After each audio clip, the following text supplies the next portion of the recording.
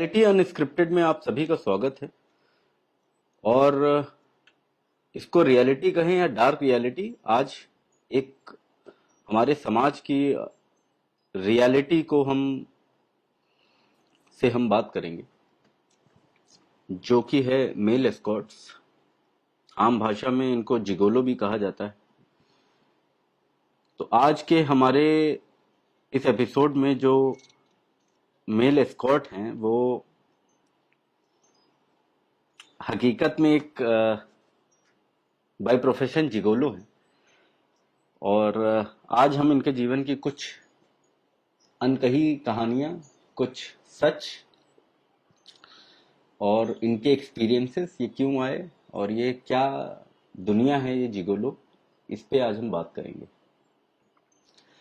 तो हमारे जो साथ हमारे बैठे हैं उनका नाम और उनकी आवाज़ दोनों में चेंजेस करेंगे, क्योंकि हम नहीं चाहते कि इस आइडेंटिटी को रिवील किया जाए।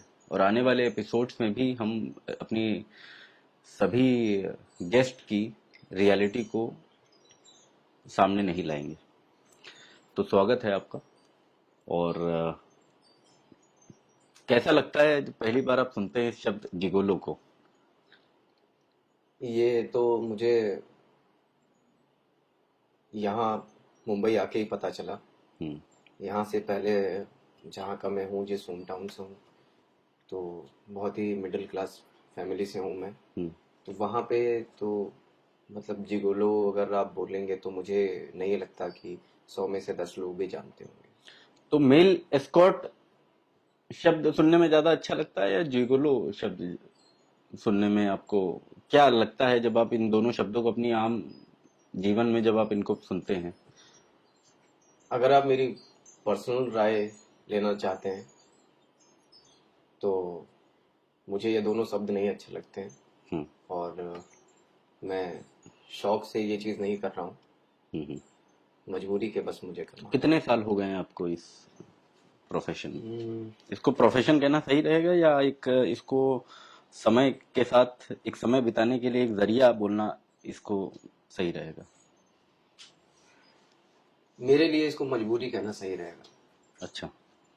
और ये 2018 में शायद मार्च या अप्रैल में मैंने पहला तो काम किया कैसे था। शुरुआत हुई आपकी इसमें? आपको कैसे पता चला जब आप एक छोटे शहर से आते हैं, एक छोटे शहर से आप बॉम्बे आते हैं, तो आपको कैसे पता चला कि आप अपनी जीवन शैली को या अपने जीवन को जीने के लिए इसको एक प्रोफेशन बना सकते हैं?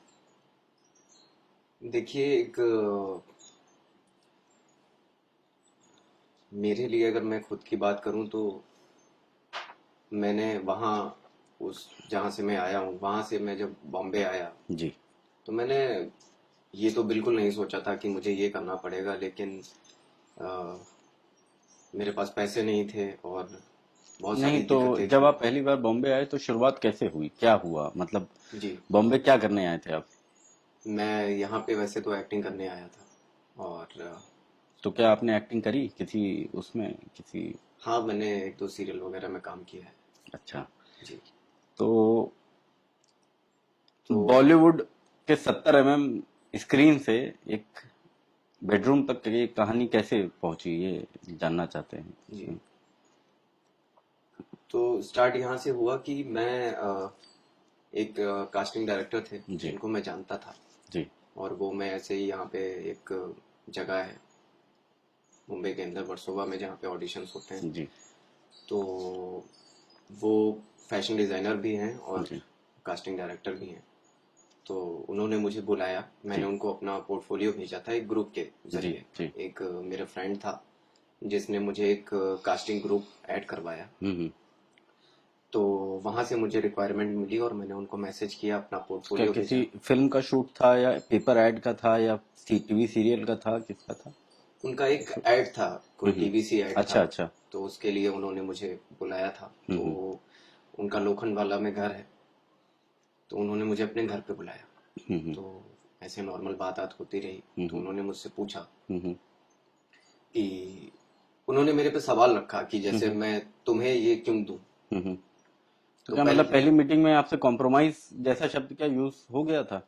वो वो वो अपने उसी रास्ते पे थे, अच्छा पर अच्छा मुझे नहीं अच्छा। समझ में आ रहा था। वो अपने अलग अलग क्वेश्चन से अलग अलग तरीकों से मुझे ये रियलाइज कराना चाह रहे थे, पूछना चाह नहीं तो रहे थे। जैसे कि एक आम दुनिया सोचती है कि जो कॉम्प्रोमाइज शब्द है वो सिर्फ लड़कियों के लिए है, लड़कों के लिए नहीं, तो क्या मतलब ये लड़कों और लड़कियों दोनों के लिए कॉम्प्रोमाइज शब्द का जी बिल्कुल। यूज होता है? जितना ही आपने सुना होगा, हो सकता है आपने लड़कियों के लिए ज्यादा सुना हो, हाँ, लड़कियों के लिए ही सुन रखा है। बट अगर आप रियलिटी में देखेंगे जी। तो मैं किसी इंडस्ट्री की बुराई नहीं कर रहा, बट हम्म। जो चीज मैंने झेली मैं अपनी सच्चाई तो बता सकता हूँ। हम्म। तो हुआ यही कि उन्होंने पहले तो मुझे मेरे अंदर की कमियां बताई जी। कि तुम ऐसे हो, तुम वैसे हो, ये कमी है, वो कमी है, कैसे तुम मॉडल नहीं तो बन क्या जाओगे। क्या कमियां गिनाई जाती हैं एक न्यू कमर को, एक बॉलीवुड में अब जैसे जो मुझे इंसान? उन्होंने बोला कि तुम्हारी हाइट नहीं है, हम्म। तुम्हारी बॉडी नहीं है, तुम्हारी जो तुम्हारे बात करने का तरीका है उसमें बहुत देहातीपन है, देसीपन अच्छा है। अच्छा। और एक मुझे स्क्रिप्ट भी दी, जी। तो मेरे हिसाब से मैंने वो सही परफॉर्मेंस किया उसके, लेकिन उनको वो चीज़ नहीं समझ में आई, तो तो फिर आज मैंने। आज एक मैं बीच में रोकना चाहूंगा, जी। आज की डेट में आपकी उम्र क्या है? जी मैं अभी 25 ईयर ओल्ड का। अच्छा, तो आप 21 साल की उम्र में एक तरीके से देखा जाए तो आप जी। बम्बई की माया नगरी में आ गए थे और जी। यहाँ पे एक स्टार बनने आए थे। आ तो जी, मैं गया शुरू था करिए। 19 साल या 20 साल की उम्र जी में, जी। फिर वहां से। हम्म। तो फिर उन्होंने मुझे बोला कि 10 लोग हैं, मैं 10 लोगों में से तुम्हें काम क्यों दूं। तो हम्म। मैंने उनसे पूछा कि सर आप ही बताइए कि जी। क्या, मतलब क्या कर सकता हूँ। हम्म। तो उन्होंने बोला अपनी टी शर्ट निकालो, हम्म। शर्ट उतारो अपनी, हम्म। मैं तुम्हारी बॉडी देखना चाहता हूँ। हम्म। तो मैंने अपनी शर्ट उतारी। आपको ये नॉर्मल लग रहा था? मुझे पहले तो नॉर्मल लग रहा था, मुझे लगा अच्छा, कि कुछ ये भी कोई एक प्रोटोकॉल होगा। प्रोटोकॉल होगा। हम्म। फिर उन्होंने बोला कि पूरा घूमो, एक राउंड लो, तो मैंने हम्म। राउंड लिया। फिर उन्होंने बोला कि नहीं तो पैंट आपकी उतारो। सिर्फ शर्ट उतरवाई या जी। पूरे कपड़े? फिर उन्होंने मुझे बोला कि अपनी पैंट उतारो। अच्छा अच्छा अच्छा। तो मुझे थोड़ा सा शक हुआ। हम्म। तो मैंने कहा कि सर पैंट का क्या है। तो बोले कि तुम्हारी तुम्हारे कपड़ों में तुम्हारी बॉडी नहीं दिख रही है, हम्म। और हम लोग तो न्यूड भी कराते हैं लोगों को, हम्म। और तुमको भी नॉलेज नहीं है, लेकिन आगे ये सब चीजें तुम्हें पता चलेंगी कि मॉडल्स का न्यूड फोटोशूट भी होता है और ये सब। तो मुझे वहां तक भी ठीक लगा, मैंने कहा चलो हो सकता है ऐसा भी होगा, तो मैंने पैंट भी उतारी। उसके बाद फिर वो, मैंने कहा कि सर मैं पहन लूं। उन्होंने एक दो फोटोज वगैरह क्लिक की, मेरे चेहरे पे हाथ रखवा के।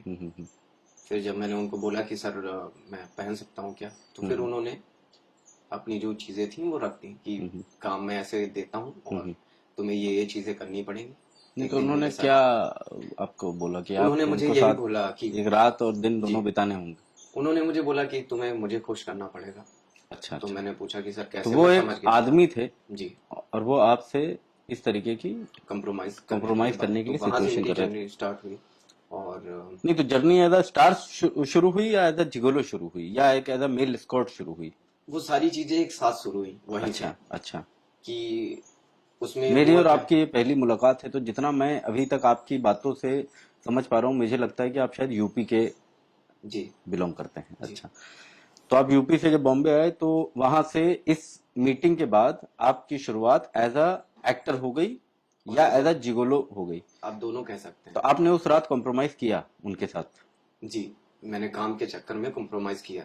अच्छा, तो और अगर उस कॉम्प्रोमाइज के बाद आपको काम मिला?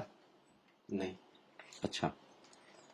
पर उन्होंने मुझे, जब मैंने उनको बोला कि हम्म। सर अभी दूसरे दिन सुबह जब मैं जा रहा था, जी। तो उन्होंने मुझे कन्वेंस के लिए 500 रुपए दिए। अच्छा।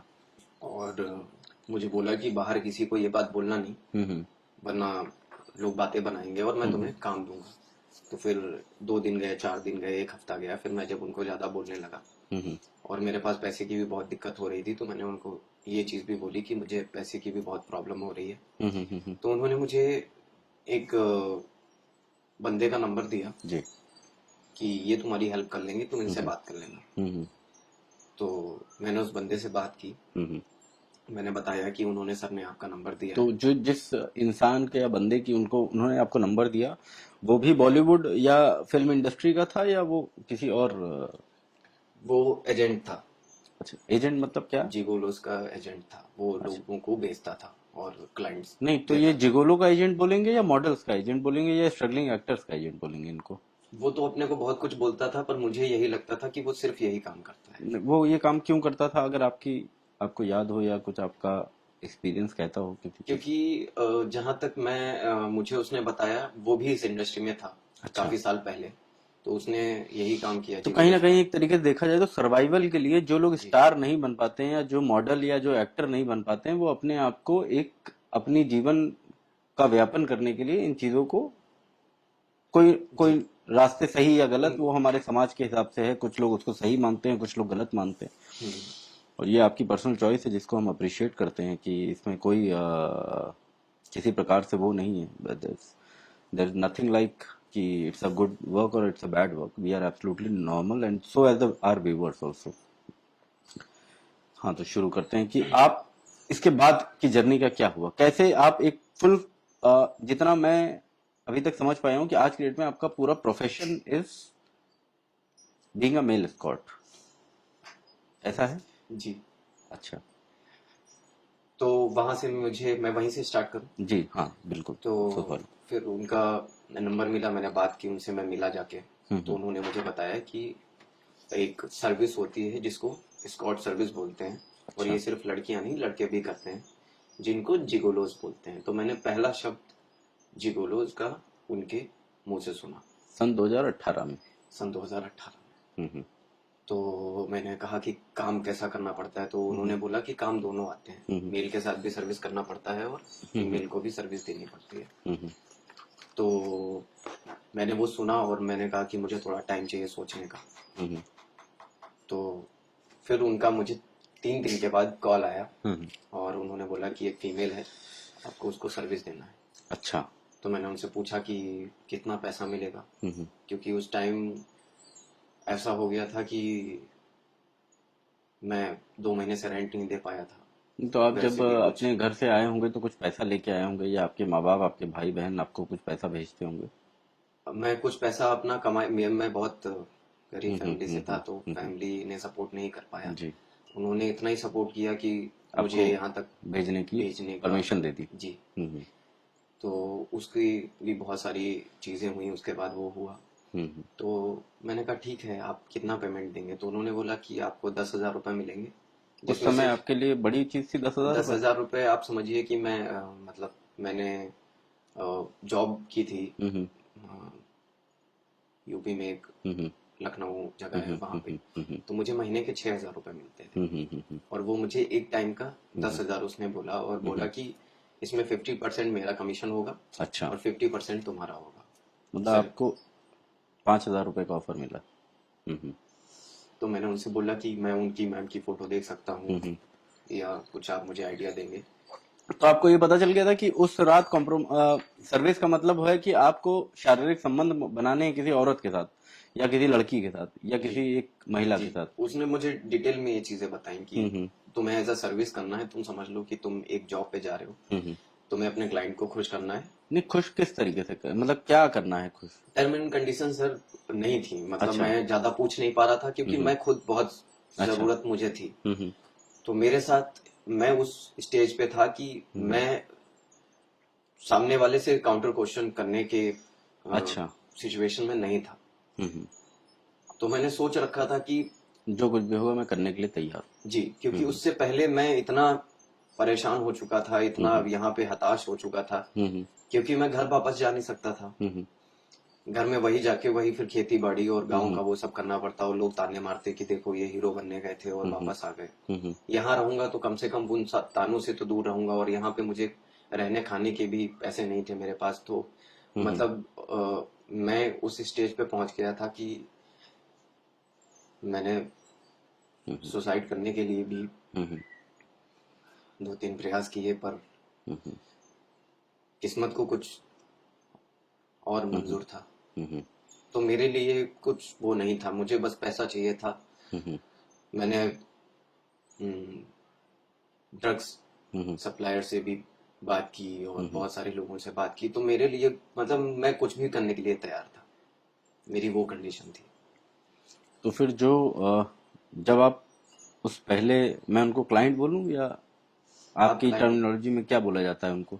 हमारी उसमें क्लाइंट ही बोलते हैं। अच्छा, तो वो जो आपकी पहली क्लाइंट थे थी। वहाँ, हाँ थी वहाँ, तो आप क्या, आपका मतलब क्या रहा, मतलब पैरों तले जमीन खिसकना जिसे बोला जाता है वो क्या हकीकत थी, या मतलब क्या हुआ था एग्जैक्टली exactly? मतलब क्या होता है उस अ, एक सेकंड सही है ना? शायद हमारी लाइट खराब हो गई है, तो आई थिंक थोड़ी लाइट बेटर हो गई है हमारी। बेटर, लाइट बेटर, ठीक। मे भी शायद पहले जैसी प्रोडक्शन क्वालिटी ना हो, बट आई थिंक हमारे जो पर्पस है, life story of a male escort, story of a male escort, कैसे ये आए और कैसे ये सफर शुरू हुआ और इसका अंत कैसे होगा, और कैसे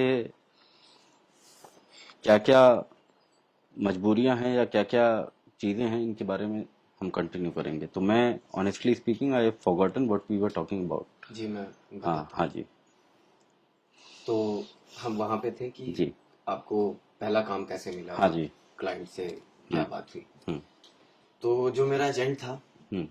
उसने मुझे कुछ चीज़ों के लिए गाइड किया अच्छा। कि सबसे पहले आपके बॉडी हम्म। हम्म। में जो प्राइवेट पार्ट हम्म। है उसको एकदम क्लीन करके जाना है। हम्म।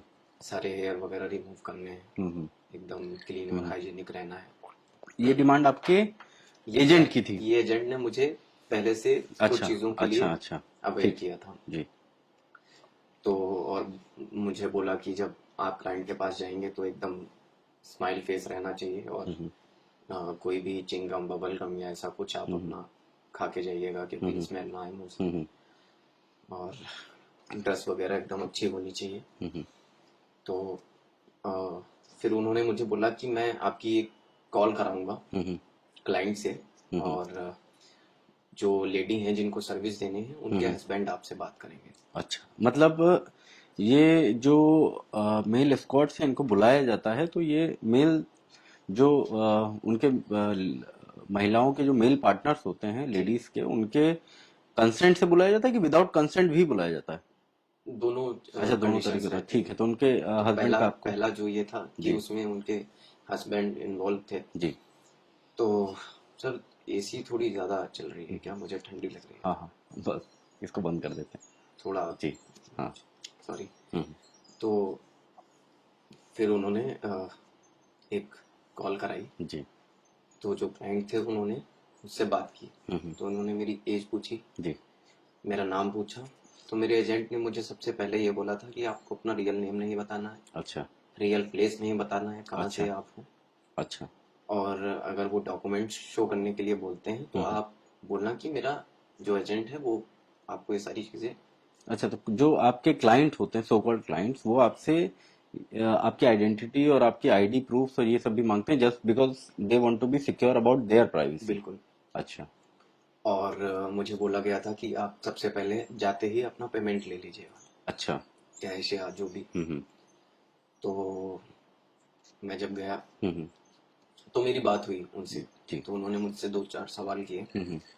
उसके बाद मुझे एक होटल का एड्रेस दिया अच्छा मुंबई के। अच्छा। तो इससे पहले आप किसी ऐसे होटल में गए थे? आई एम श्योर कि किसी पांच नहीं, सितारा होटल मैं में आपको इतने बुलाया गया होगा। इतने बड़े होटल में कभी अच्छा ऐसे नहीं गया था। अच्छा।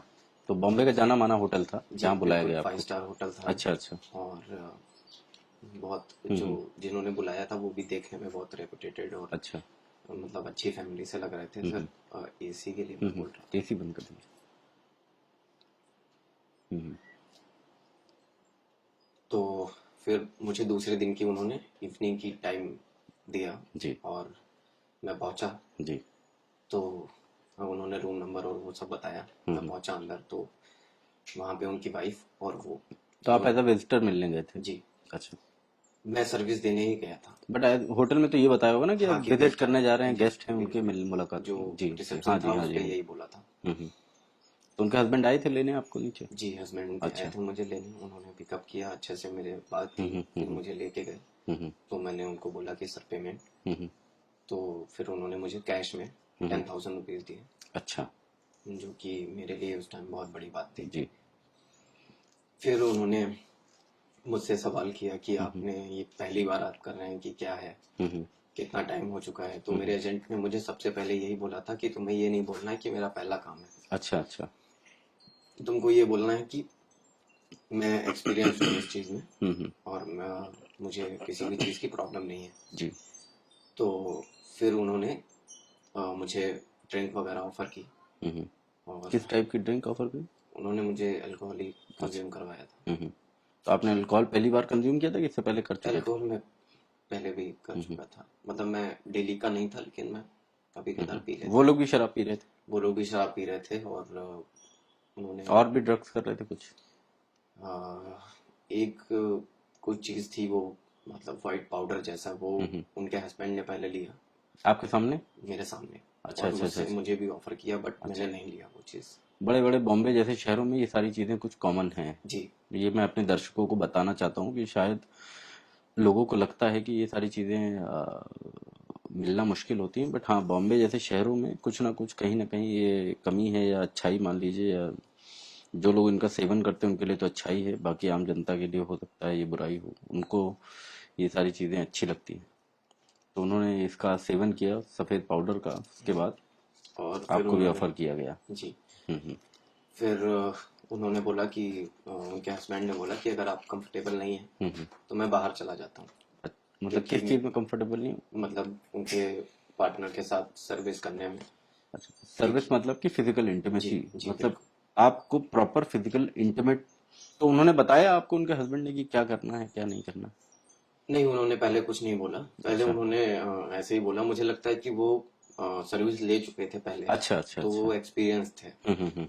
तो उन्होंने मुझे बोला कि तुम स्टार्ट करो।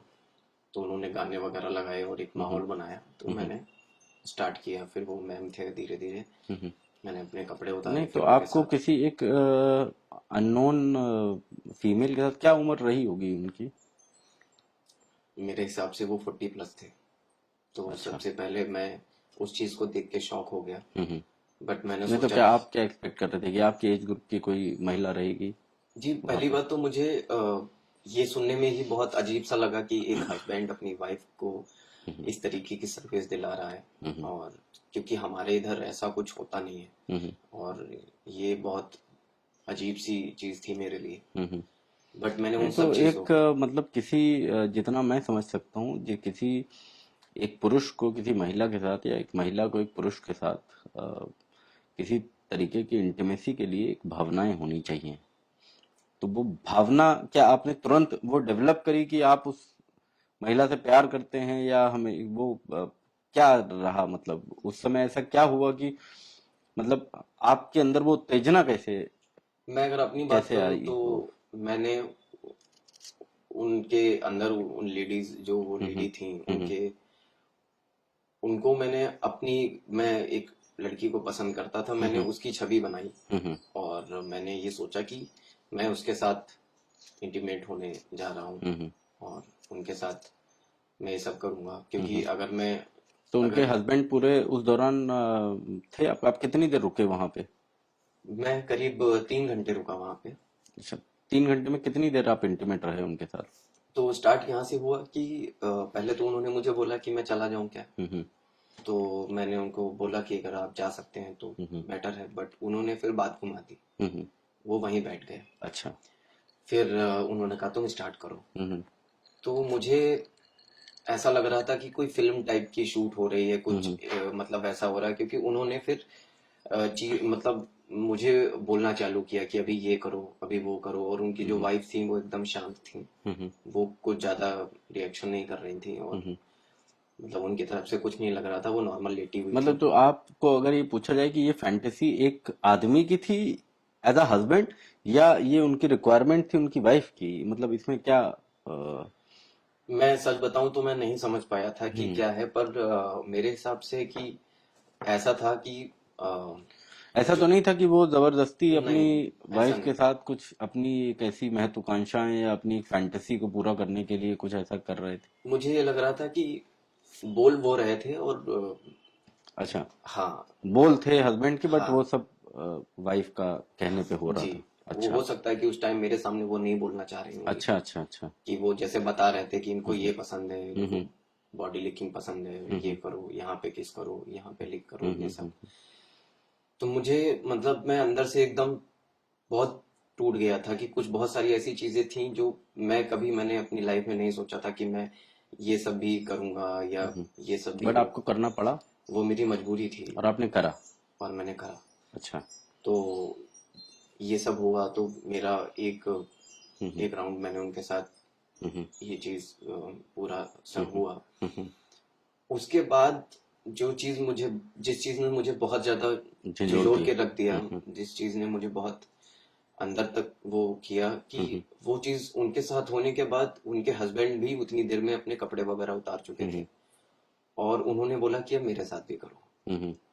तो मैंने अच्छा। कहा जी, तो मैंने उनको बोला कि सर बात तो सिर्फ मैम के लिए हुई थी।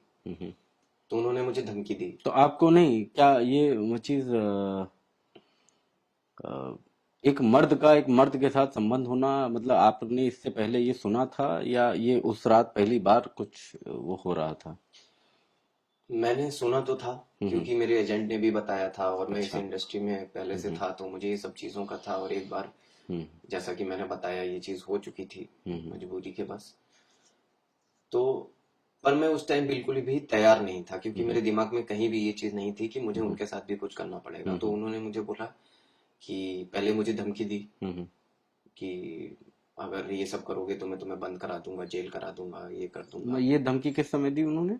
जब मैंने उनको मना किया कि सर इस चीज की तो बात नहीं हुई थी, इस चीज की अच्छा। डील नहीं हुई थी। अच्छा। फिर उन्होंने मुझे बोला कि तुमको पैसे चाहिए तो मैं तुम्हें पैसे दे देता हूँ। तो उन्होंने मुझे 5,000 रुपए और दिए। अच्छा। मेरे सामने ही तुरंत उन्होंने गिने और मुझे मेरे हाथ में। कैमरे में कुछ प्रॉब्लम आ गई तो इस वजह से हमको रुकना पड़ा। तो आपको सिर्फ हिंदुस्तान में किस किस कोने में या किन किन शहरों में आपको बुलाया गया? मेरा ये सवाल था। मैंने बहुत ज्यादा सिटीज में काम नहीं किया। जैसे जिन शहरों की बात करें। जी, वैसे तो मुंबई में रहता हूँ तो यहाँ पे तो सबसे ज्यादा वर्क किया। उसके बाद दिल्ली और बेंगलोर में मैंने काम किया। बैंगलोर में काम किया आपने? जी, और पुणे में भी काम किया। अच्छा।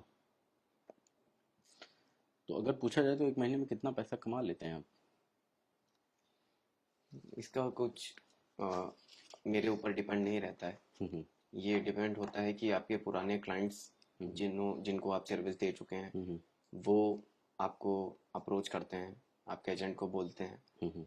और ज़्यादातर ये भी होता है कि क्लाइंट्स आपका पर्सनल नंबर ले लेते हैं तो फिर वो डायरेक्ट भी आपको बुलाते हैं।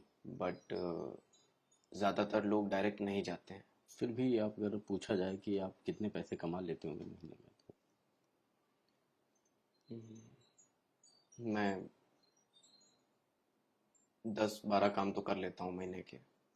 एक काम हो गया 10,000 रुपये। हाँ, स्टार्टिंग 10,000 रुपए से है। फिर उसमें और भी चीज़ें होती हैं कि एक दिन का है, 2 दिन के लिए आपको बुला अच्छा, रहे हैं। आपको ऐसा भी होता है कि किन्हीं हॉलीडेज पे भी लेके जाया जाता है? जी, अच्छा। मुझे 2-3 बार ले जाया गया है अच्छा। एज अ फ्रेंड बना के। नहीं, फ्रेंड किसका? मतलब फैमिली में जैसे अभी 4-5 लोग हैं जी जी जी। तो मुझे बोल दिया जाता है कि हम आपको एज अ फ्रेंड लेके चल रहे हैं। अच्छा अच्छा। और आपको वैसे ही रहना है। अच्छा अच्छा। और सर्विस जो देनी है वो रात में हम आपको बता देंगे, उस टाइम आप आ जाना। अच्छा। सर्विस देना, फिर अपने रूम में चले जाना। अच्छा। जी। तो अगर पूछा जाए तो क्या ये चीज़ें आपके किसी भी इंसान को, ये सारी आपके जीवन की हकीकत पता है किसी को कि आप इसको आप एज अ प्रोफेशन लेके जा चुके हैं टू सेटिस्फाई अ वुमन? ये सिर्फ मेरे एजेंट को पता है। अच्छा। पहला इंसान वो है और दूसरा मैं आपके सामने इंटरव्यू दे रहा हूँ। अच्छा। उसके अलावा किसी को नहीं। तो आप क्या सोचते हैं कि आपको इसी प्रोफेशन में रहना है या you want to change it, या आप एक कंफर्ट जोन में आ गए हैं कि आपको एक इजी मनी मिल रही है और आप इसमें रहना चाहते हैं? देखिए, ये पैसा इजी तो बिल्कुल नहीं होता है क्योंकि मतलब रिस्क आप कह रहे हैं कि इसमें भी कंपटीशन है? कंपटीशन भी बहुत ज्यादा है और रिस्क भी बहुत रहता है। किस टाइप के डर रिस्क? हमेशा बना रहता है। किस टाइप का डर? क्लाइंट ने आपको बुलाया जी। एक मतलब अगर बार। आप अपने किसी इंसिडेंट के बारे में बताएं जी, कि आपके साथ हो रखा हो तो। एक बार मेरे साथ हो चुका है, क्लाइंट ने मेरे ऊपर हाथ भी उठाया था। अच्छा। जी। क्या ऐसी सिचुएशन आ पड़ी? देखिए, कोई भी ये सब चीजें जब ये सर्विसेज लेते हैं ये जी। लोग, तो ये लोग नॉर्मल नहीं हो, मतलब नॉर्मल सिचुएशन में नहीं रहते हैं, मतलब या तो अच्छा। ड्रग्स ले लेंगे या बहुत अच्छा। ज्यादा हाई ड्रिंकिंग कर लेंगे। अच्छा।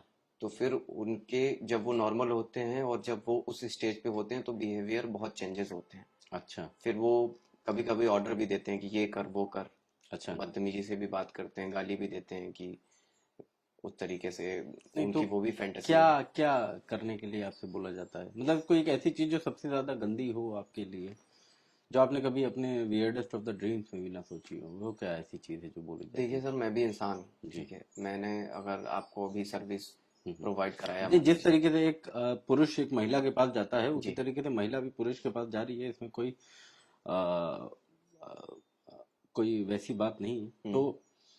बट ऐसा क्या हुआ कि जिसमें आपको ये लगा हो कि एक एक बार ऐसा हुआ था कि हम्म। मुझे क्लाइंट ने बुलाया, हम्म। और वो मेरा जानने वाला था, मैं 2-3 बार उनके पास जा चुका था। अच्छा। तो उन्होंने मुझे डायरेक्ट बुलाया, हम्म। तो मैं डायरेक्ट गया उनके पास, यही हम्म। मुंबई के ही क्लाइंट थे वो। जी। तो उन्होंने मुझे घर पे बुलाया अपने, हम्म। और मैं भी 1-2 बार सर्विस दे चुका था, तो मैं भी थोड़ा कंफर्टेबल था। जी। पर जब उन दोनों ने, हस्बैंड वाइफ ने, दोनों ने ड्रग्स कंज्यूम किया और हम्म। उसके बाद एक स्टेज पे पहुंचे, तो फिर वो बहुत ज़्यादा अग्रेसिव हो गए थे। कि हस्बैंड और जैसे वाइफ दोनों? हस्बैंड बहुत ज़्यादा अग्रेसिव हो गए थे, अच्छा। वाइफ बोल नहीं रही थी, लेकिन वो भी एकदम उनके एक्शंस? एक्शंस बहुत ज़्यादा वो थे। तो मैंने एक बार एक सर्विस दी, हम्म। तो उनकी वाइफ को? उनकी वाइफ को, तो अ, करीब 15-20 मिनट वो हम्म। चला होगा। हम्म। तो उसके बाद मैं नॉर्मल हो गया और मैंने हम्म। बोला कि मुझे जाना थोड़ा है। भी हम्म। टाइम चाहिए। अच्छा। जी। खुद को मतलब अच्छा, दोबारा ऐसा भी होता उस है कि स्टेज पे आपको मल्टीपल मल्टीपल, ऑर्गेजम या फील कराने होते बिल्कुल हैं एक? बिल्कुल।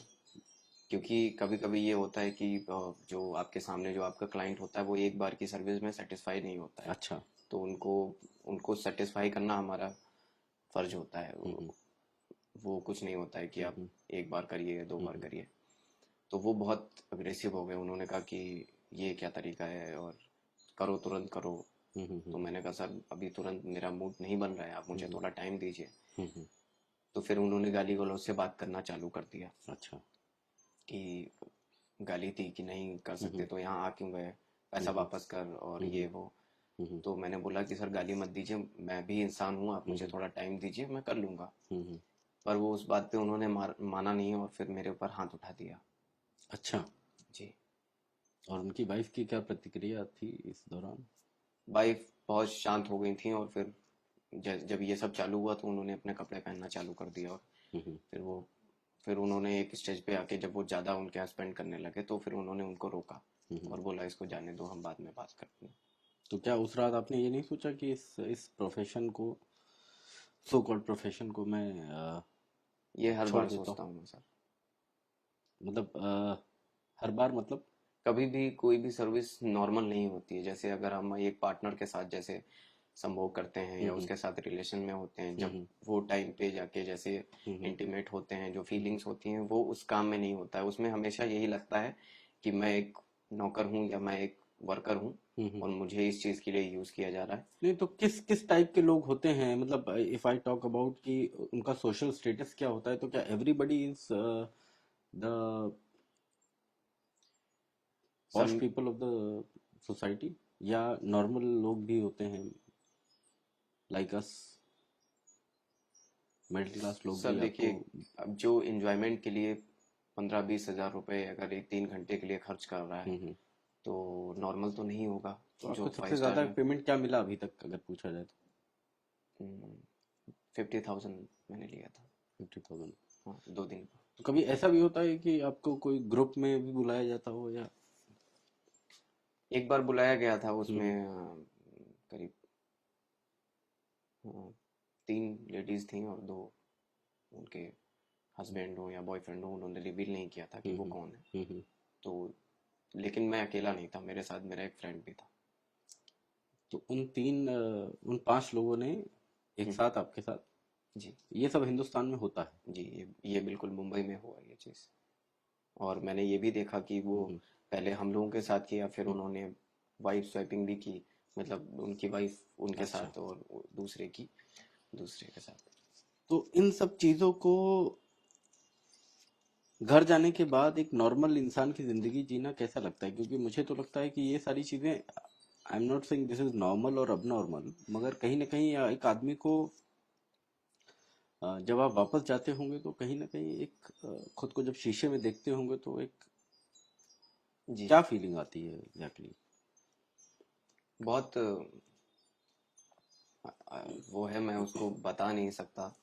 मतलब आप मतलब सुबह उठेंगे तो रात में आप ये चीज़ आपके साथ हो चुकी है, तो इतना नॉर्मल तो कोई भी इंसान नहीं होगा कि अगर मान लीजिए आप दूसरे को नहीं पता है लेकिन आपको आपकी रियलिटी पता है, तो अंदर से बहुत टूट जाता है इंसान। मैं बहुत नहीं तो बहुत बहुत से बार। ऐसे लोग हैं जो इस चीज को अपना प्रोफेशन बनाना चाहते हैं, और आई विल नॉट से कि प्रोफेशन, बट एक अपने सर्वाइवल को बनाए रखने के लिए बॉम्बे जैसे शहर में, मुंबई जैसे शहर में वो अपने इस चीज की तरफ अपना रुझान बढ़ा रहे हैं, चाहे वो लड़के हों चाहे वो लड़कियां हों। जी।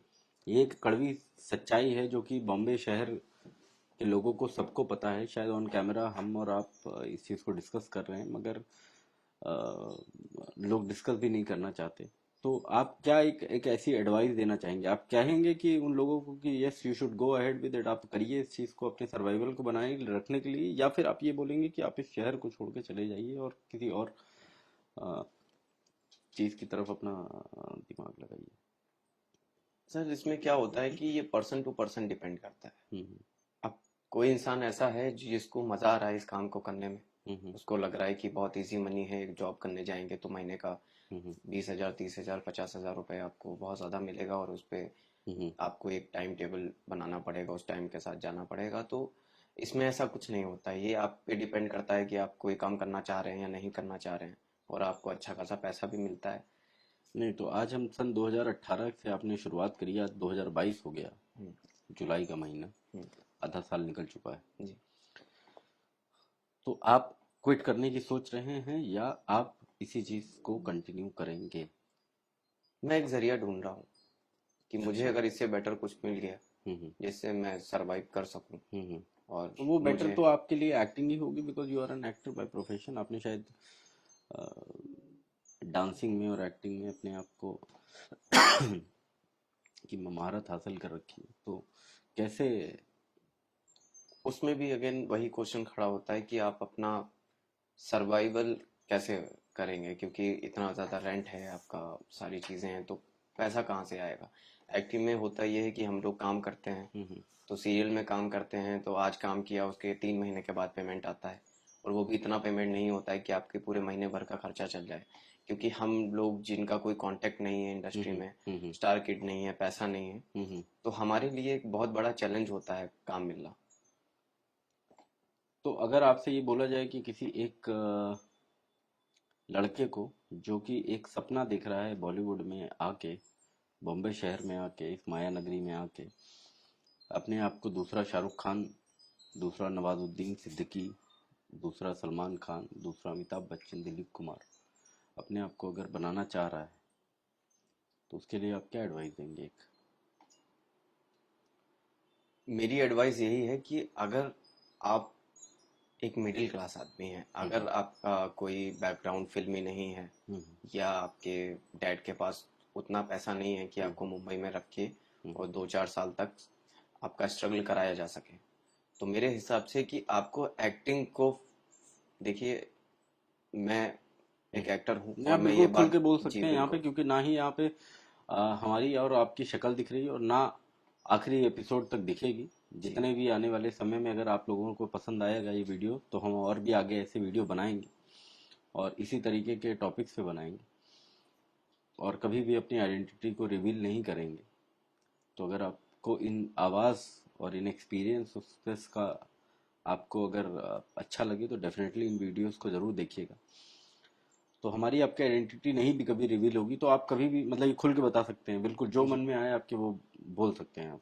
हाँ तो एकदम कड़वा सच हो या वो हकीकत हो, कुछ भी हो, वो आप बिल्कुल खुल के बोलिए, सो दैट कि ये जो लोग देख रहे हैं, एक आदमी देख रहा है, जो भी देख रहा है वो उस चीज को समझे कि क्या एक नया लड़का गो थ्रू करता है जब वो यूपी, बिहार, मध्य प्रदेश, कर्नाटक, तमिलनाडु, इधर से जम्मू कश्मीर, पूरे हिंदुस्तान से जब वो यहाँ पे आता है इस माया नगरी में, किन किन चीजों से वो गुजरता है। क्या पता कि इस वीडियो से उन लाखों लोगों का, क्योंकि लाखों लोग हैं जो इस माया नगरी में प्रतिदिन आते हैं, डेली आते हैं, और दुगने लोग वापस जाते हैं।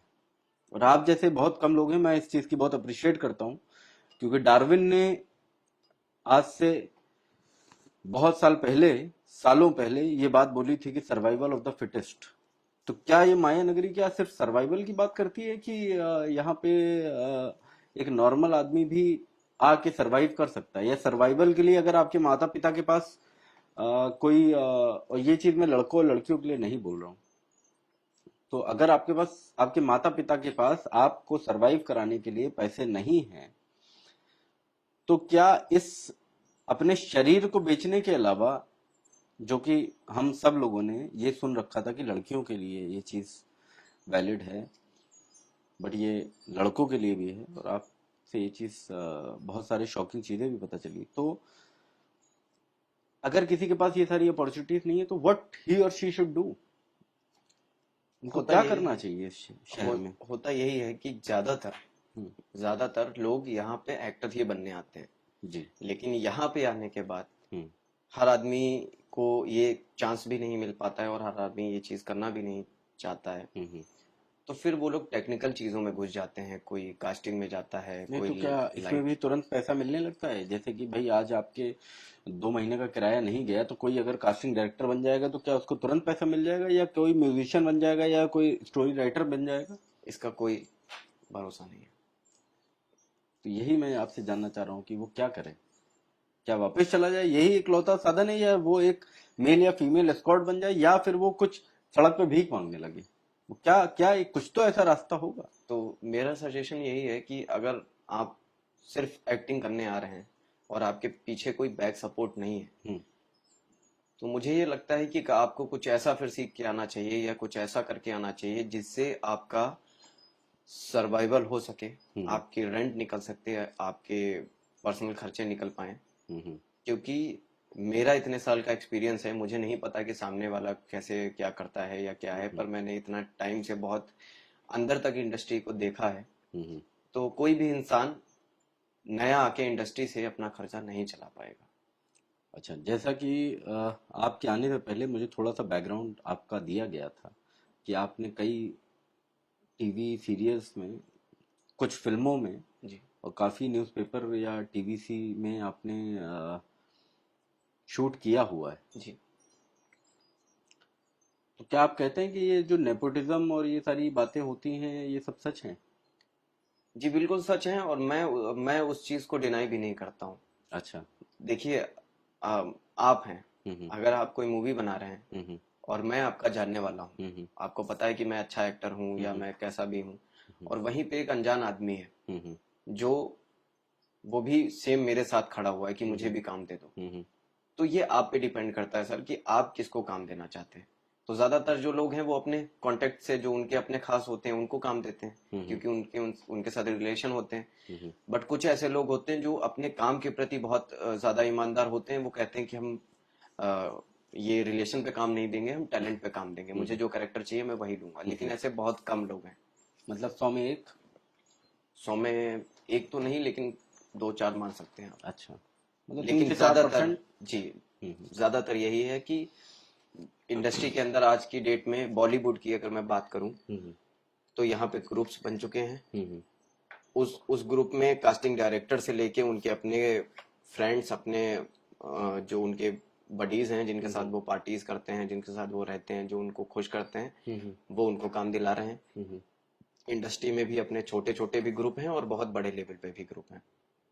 बड़े लेवल का मतलब आप समझ गए होंगे जिनकी मैं बात करना चाह रहा हूँ। और वहां पे तो सिर्फ रिलेशन से ही काम मिल रहा है। टैलेंट की दम पे तो आप वहां पे जाके, आप बड़े प्रोडक्शन हाउस का किसी का भी नाम ले लीजिए, मैं नाम नहीं लेना चाह रहा हूँ, बट 2 ही 4 बड़े प्रोडक्शन हाउसेज हैं। आप वहां पे जाएंगे तो आपका ऑडिशन नहीं लिया जाएगा। अच्छा। जी। तो जब आपका ऑडिशन ही नहीं लिया जाएगा, जब आपकी फोटोग्राफ्स ही वहां पे आप नहीं दे सकते, तो आप कैसे कह देंगे कि आपको उस बड़े प्रोडक्शन में काम मिल जाएगा? तो बहुत सारे लोग छोटे छोटे में ही रह के और भटक जाते हैं। बहुत सारे लोग ऐसा होता है कि एक्टिंग के लिए आते हैं, कुछ और काम करते हैं, और उसके बाद फिर एक्टिंग में ही अपना रुझाव रखते हैं, और आगे चल के जब सही हो जाता है, किस्मत साथ देती है, टैलेंटेड होते हैं, तो उनको काम मिल जाता है। लेकिन ऐसा 100 में एक आदमी के साथ होता है। अच्छा, तो कभी आप भी परिवार बनाएंगे, आप भी एक सामाजिक आदमी हैं, समाज में रहते हैं, जी। तो क्या लगता है कि आप अपनी होने वाली वाइफ को ये चीज डिस्क्लोज करेंगे शादी के पहले, या आप नहीं करेंगे, और अगर नहीं करेंगे तो क्या करेंगे, और शादी के बाद आपका प्लान ऑफ एक्शन क्या है, मतलब what will you continue, because I am telling you, ये 150 करोड़ की जनता है इस देश की। अगर हम 0.001% भी बात करें, तो अगर 1500 लड़कों की भी बात करें जो अपने आप को इस प्रोफेशन के लिए योग्य मानते हैं, दे थिंक कि they can do this for their survival, तो क्या उनके लिए आप क्या बोलना चाहेंगे, क्या बोलेंगे? उनके लिए मैं यही बोलना चाहूंगा कि पहले आप खुद में डिसाइड कर लीजिए। अगर आपने ये सोचा है कि मैं एक्टर बन जाऊंगा सिर्फ इस वजह से नहीं, कि आप तो अच्छा शादी दिखते के हैं। आप अगर शादी करते हैं तो क्या आप इस प्रोफेशन को कंटिन्यू करेंगे, या you will do something else, और if you will do something else what will you do? Sir देखिए, जब आदमी किसी भी चीज में उलझ जाता है, वो चाहे ये प्रोफेशन हो या कोई भी चीज हो ऐसी जो जिसको हमारी सरकार इलीगल मानती है, तो होता ये है कि आपकी एक दिनचर्या बन जाती है, आपका एक वे ऑफ लिविंग बन जाता है कि आप ऐसे फ्लैट में रह रहे हो, आपकी कार है, आपका पेट्रोल का खर्चा है, पर्सनल खर्चे हैं, तो फिर आपका इन सब चीजों से निकलना बहुत मुश्किल हो जाता है। तो शादी के बाद भी आप कंटिन्यू करेंगे इस प्रोफेशन को? मैं अभी आपको इस चीज का किसी चीज का आश्वासन नहीं दे सकता हूँ। हो सकता है मैं करूं भी मजबूरी के बस। अच्छा। क्योंकि मैं आपको अभी अगर झूठ बोल के जाऊं कि नहीं मैं शादी से पहले ये सब छोड़ नहीं, मगर दूंगा। वो आपकी पर्सनल चॉइस है, इस जी पे हमारा कोई बिल्कुल। वो नहीं है, अगर आप करना चाहें तो बिल्कुल करिए। तो ये सिचुएशन पे डिपेंड करेगा। और इसको जिस दिन सरकार मान्यता दे देगी उस दिन ये लीगल हो जाएगा, और अब तक इलीगल है, जस्ट लाइक प्रोस्टिट्यूशन। कुछ देशों में ये लीगल है, कुछ में इलीगल है। तो अगर आप चाहते हैं कि सरकार इसको लीगलाइज करे, बिल्कुल। आपको लगता है कि इतनी औरतों की डिमांड, इतनी महिलाओं की डिमांड है कि इस चीज को लीगलाइज कर देना चाहिए? जी मेरा तो मानना यह है कि आप दोनों सर्विसेज को लीगलाइज करिए। दोनों सर्विस मतलब आप मेल स्कॉट सर्विस और फीमेल स्कॉट सर्विस दोनों को करिए, और उसमें आप टर्म एंड कंडीशंस रखिए। क्योंकि सरकार की नजर में जब कुछ कर रहे होंगे, कोई वैसा आई कार्ड बनेगा या कुछ एक एसोसिएशन होगी जो हमारी टेक केयर करेगी, तो तब क्या तो होता है आपको कि क्या लगता है कि हिंदुस्तान का समाज इतना योग्य है कि वो इस चीज को एक्सेप्ट कर लेगा? आपको लगता है ये एम्स्टर्डम है? सर मेरा मेरा एक सजेशन है। मतलब मैं ये बोलना चाहता हूँ कि हो तो रहा है, अब आप वही चीज मुंह छुपा के कर रहे हैं। अच्छा। बिना किसी को बताए कर रहे हैं। तो कोई भी समाज हो, चाहे इंडिया में हो या कहीं बाहर भी हो, अगर हम बाहर की चीजें अपना रहे हैं, या अगर हम खुद को, मैं इस मतलब चीज को आपका गलत कहना है नहीं कि एक मानता। जरूरत है। अगर आपकी जरूरत है तो फिर आप उसको फिर सही तरीके से आप उसको सेटल करिए, क्योंकि अभी कोई नियम कानून नहीं है। और मेरे एक जानने वाले के साथ तो बहुत बुरा हो गया। तो मैं मतलब मेरा कहने का मतलब है कि अगर आप लोग अगर ये मैं सर्विस बीच में लेना। आपको रोकूंगा, जी क्या बिल्कुल। बुरा हुआ उसके साथ? क्या सर भी वो थोड़ा, वो भी एक मेल स्कॉट थे? जी बिल्कुल, थोड़ा अच्छा। पर्सनल है, मैं थोड़ा सा हाँ, आपको उसके बारे में गाइड करूंगा, बताऊंगा। बिल्कुल। बहुत ज्यादा चीजें मैं नहीं जी रिवील कर सकता हूँ। जी। तो उसके नहीं, मैं साथ सिर्फ एक्सपीरियंस जानना चाह रहा हूँ, हमारे दर्शक भी इंक्विजिटिव होंगे इस चीज को जानने के लिए। उसका ऐसे ही सर्विस पे किसी वो टूर पे गया था पाँच जी छह दिन के, जी। और उसको एक आदमी बताया गया था, बट जी। वहाँ पे पूरा ग्रुप था, अच्छा। और बोला गया था कि फीमेल होंगी, बट वो सारे मेल थे। अच्छा। उन लोगों ने उसके साथ रेप किया, अच्छा। और उसको 2-3 दिन तक घर में बांध के रखा। अच्छा। उसके बाद उसका प्राइवेट पार्ट काट दिया। मतलब ये तरीके की चीजें हैं, और इस चीज को आदमी आवाज भी नहीं उठा सकता। बिल्कुल। इस तो तरीके की चीजें होती हैं हमारे हिंदुस्तान के समाज जी, मैं इसीलिए कह रहा हूँ में। कि अगर ये चीज़ बंद तो होगी नहीं, हम्म। और अगर आप इस चीज़ को कर रहे हैं तो मेरी ये अपील है कि सरकार को फिर इस चीज़ पे कुछ नियम कानून बनाने चाहिए। बहुत ही शॉकिंग चीज है। एक इंसान का, एक आदमी का रेप करते हैं मल्टीपल मैन जी। फॉर मल्टीपल डेज, जी। और उसके बाद उसके प्राइवेट पार्ट्स को काट देते हैं। और उसको 3-4 दिन तक बांध के रखा। तो गर्ल्स की बहुत सारी न्यूज़ आ जाती हैं कि उसके साथ रेप हुआ, ये हुआ। बट अब जो इन लोगों के साथ, जो हमारे लोगों के साथ हो रहा है, उसकी हम कहीं आवाज़ नहीं उठा सकते, और वो लड़का कहीं बता नहीं सकता है। इफ आई में आस्क, अगर मैं आपसे पूछ सकूं तो आप आपका अगर सेक्सुअल ओरिएंटेशन की बात करिए तो आप एक स्ट्रेट हैं या आप एक गे हैं, क्या हैं आप? मतलब अगर आपको ये फोर्स किया जाता है किसी एक पुरुष के साथ संबंध बनाने हैं तो मेरे हिसाब से काफी मतलब ये चीज एक अनइमेजिनेबल है for a person who is straight. जी, मैं स्ट्रेट हूँ, अच्छा। और मैं उस चीज़ को एज तो अ सिर्फ सर्विस। पैसे के लिए इसको एक जी। As a ji. सर्विस जी। लेते हैं आप? बिल्कुल। क्या आप चाहते हैं कि एक ऐसा दिन आपके जीवन से निकाल दिया जाए, ये जो जो जो ये फेज चल रहा है और ना जाने कब तक चलेगा? हाँ, मैं चाहता हूँ कि ये जो चीज़ें हैं, ये जो मेरी मेमोरीज हैं, या जो मेरी यादें हैं, या जो मेरे साथ हुआ है, हम्म। मैं किसी को भी सजेस्ट नहीं करूँगा कि आप इस तरीके से ऐसे अंधकार में चले जाएं हम्म। जहाँ से निकलना बहुत मुश्किल हो। निकलना इसलिए मुश्किल है क्योंकि इजी मनी है। इजी मनी है, और उसके बाद आपका क्या होता है कि आप जब किसी के अंडर में काम करते हैं, तो आप तो किसी को। उसको आपका सब पता होता है। उसको हम्म। आपका घर का एड्रेस पता होता है, आपकी सारी चीज़ें पता होती हैं, आपके डॉक्यूमेंट्स उसके पास होते हैं। तो जब भी आप निकलना चाहेंगे तो फिर वो लोग आपको फोर्स करते हैं, क्योंकि उनका तो क्या पैसा किसी आपकी प्रकार वजह के से। आपके वीडियोस वगैरह भी बना लिए जाते हैं कि जिससे कि ब्लैकमेलिंग के लिए एज अ टूल यूज किया जा सके? ये एक बार मेरे साथ हुआ था, एक क्लाइंट ने हिडन कैमरा लगा दिया था, अच्छा। और वो फ़ोन से वीडियो बना रहा था। हम्म। और जब मुझे पता चला तब तक वीडियो बन चुकी थी। अच्छा। तो मैंने उस बात पे बहस की, और उसने वीडियो डिलीट नहीं की। हम्म। फिर मैंने अपने एजेंट को फ़ोन किया, हम्म। और तो मतलब एजेंट। आपका माई बाप जो है वो एजेंट है बेसिकली? जी। अगर आप एजेंट के साथ काम कर रहे हैं, अगर आप डायरेक्ट हैं, हम्म। तो फिर आपके पास कोई भी वो चीज़ नहीं ऑप्शन है। नहीं है आपका, आप किसी भी तरीके से ह्यूमिलेट किए जा सकते बिल्कुल, हैं आप। आप आपको लड़ कोई भी भी नहीं सकते। उत्पीड़न किया जा सकता है। तो आपकी निजी जो जीवन है उसमें क्या है, मतलब आपकी भी बीवी या गर्लफ्रेंड या कोई पार्टनर है आपके जीवन में या आप अकेले? जी, मेरी गर्लफ्रेंड है। तो उसको पता है इसके बारे में? नहीं। अच्छा। तो उसको कभी जानने की कोशिश करी कि आप क्या करते हैं एज अ प्रोफेशन?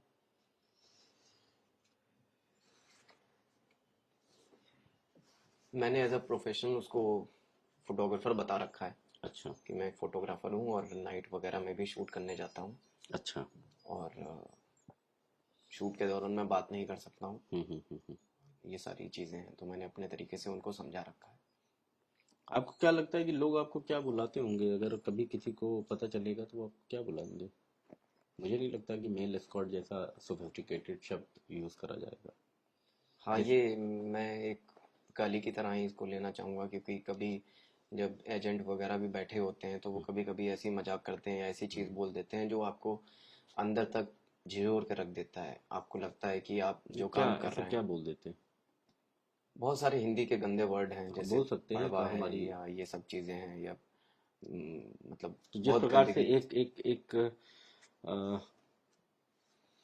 महिला को जो कि इसको एज अ प्रोफेशन लेके चलती है उसको वैश्या या रंडी जैसे शब्द से बुलाया जाता है, तो आपको ये लगता है कि फीमेल भी एक बहुत जल्दी गाली बन जाएगी और एक वो हो जाएगा? मेल के लिए तो सर ऐसा है कि एक लड़की को आदमी सामने से वैश्य या रंडी बोलने में थोड़ा सकचाता है, उसको थोड़ा वो होता है, संकोच होता है। संकोच होता है। लेकिन अगर एक लड़के को बोला जाए, तो फिर उस पे क्या है कि एक तो वो लड़का है, हम्म। तो हमारे लिए कोई गाली, कोई ऐसा कोई पैरामीटर या ऐसा कोई शब्द बनाया नहीं गया है। हम्म। तो जो जिसको जो मन में आता है वो बोल देता है। कभी कभी तो क्लाइंट भी ये कुछ भी बोल देते हैं, गाली देते हैं। उनकी फैंटेसी होती है गाली दे दे के सेक्स करवाने का। अच्छा। तो कभी कभी फीमेल भी गालियां देती हैं और ये सब करती हैं। हम्म। फिर क्लाइंट कभी कभी ऐसी चीजें पूछते हैं कि तुम भी करते हो, तुम्हारी कोई बहन है या कोई भाई है, हम्म। वो भी ये चीज़ करते हैं क्या, अच्छा। और कोई है तो उसको बुलाओ, हम्म। ऐसा है, बहुत सारी चीज़ें हैं। तो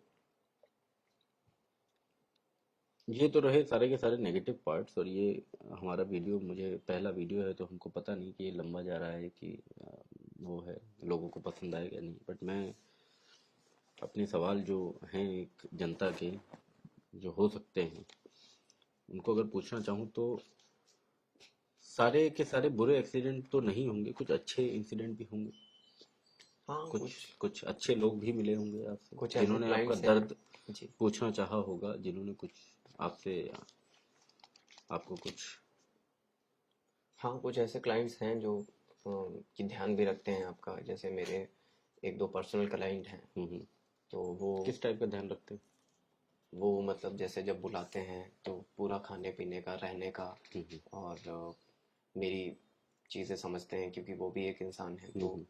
मुझे टाइम देते हैं बाकायदा, और हम्म। बोलते हैं कि तुम अपना टाइम ले लो मूड बनाने के लिए।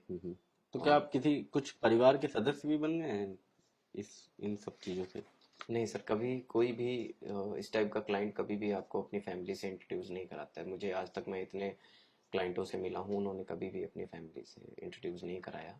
जब भी बोला कि अगर कोई फैमिली वाला आ जाता है, या जैसे अब तो मैं कुछ क्लाइंट्सों के घर पे भी जाता हूँ, क्लाइंट्स के, तो वो लोग बोलते हैं कि अभी कभी अगर मेरे पापा या मम्मी या कोई भी आ जाए तो तुम बोल देना कि मैं फ्रेंड हूँ, ऐसे ही आया हूँ मिलने के लिए, अच्छा, बाकी मैं देख लूँगा।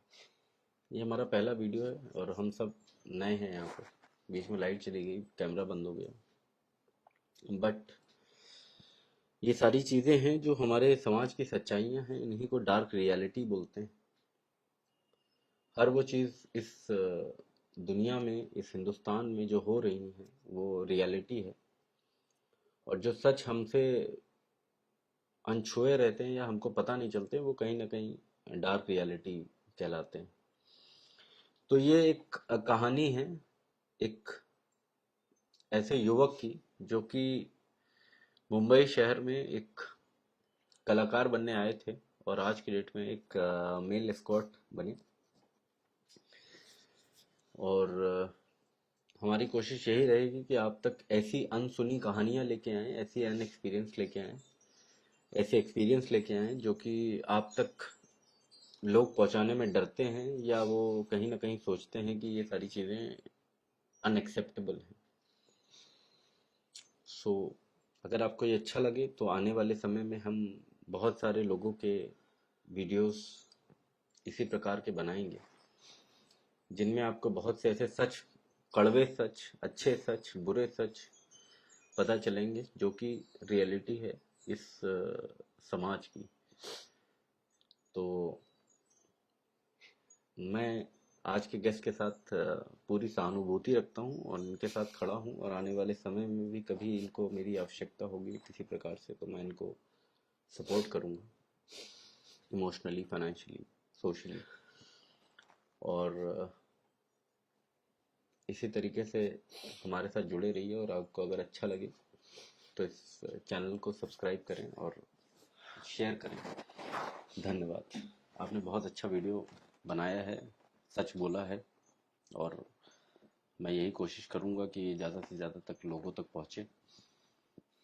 और हर किसी का एक कार्यक्रम होता है, तो एक जॉब होता है, मैं आपके साथ हूं, और आप निसंकोच मुझे कभी भी वो रख सकते थैंक यू। हैं। You are doing a good job. Thank you.